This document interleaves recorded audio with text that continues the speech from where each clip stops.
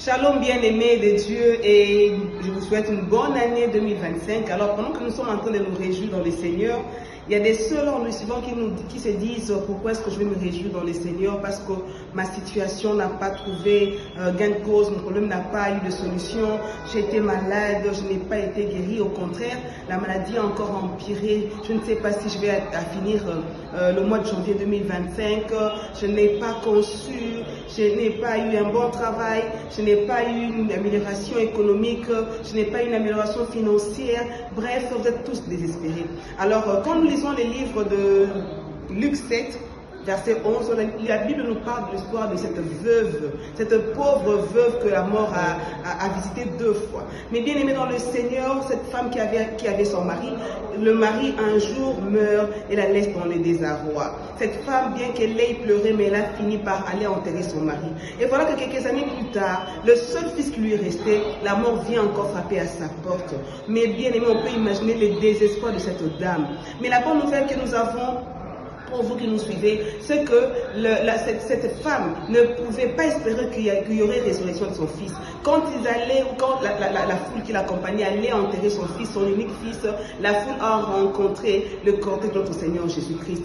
Et le Seigneur Jésus est celui qui donne la vie, il est la résurrection et la vie. Et pourquoi tu dois espérer? Tu dois espérer parce que le Seigneur Jésus est plein de compassion. Dieu n'est pas un homme pour se réjouir de ton malheur. Dieu n'est pas un méchant, ni jaloux de toi. Mes frères, mes sœurs, Jésus a plein de compassion pour toi. Et la deuxième raison pour laquelle tu dois espérer, c'est que Jésus est le Tout-Puissant. C'est celui qui appelle l'existence des choses qui n'existent pas. Vous confirmerez avec moi que Jésus a appelé ce mort à la vie aussi facilement que cela. C'est comme si ces garçons dormaient. Pour nous faire voir, mon frère, ma sœur, que rien n'est impossible à Dieu. Cette situation qui te fait pleurer, mon frère, ma sœur, sera dans ton passé. Tu vas conjurer un nouveau verbe dans les jours qui viennent. Fais confiance à Dieu. Alors une seule chose que nous allons encore ajouter, c'est que toi et moi, nous avons tous été dans la posture de ces morts-là. Ces jeunes hommes étaient étendus dans son cercueil. Bien-aimés de Dieu, nous étions morts spirituellement, parce qu'elle nous dit que tous nous avons péché, nous sommes privés, nous avons été privés de la gloire de Dieu.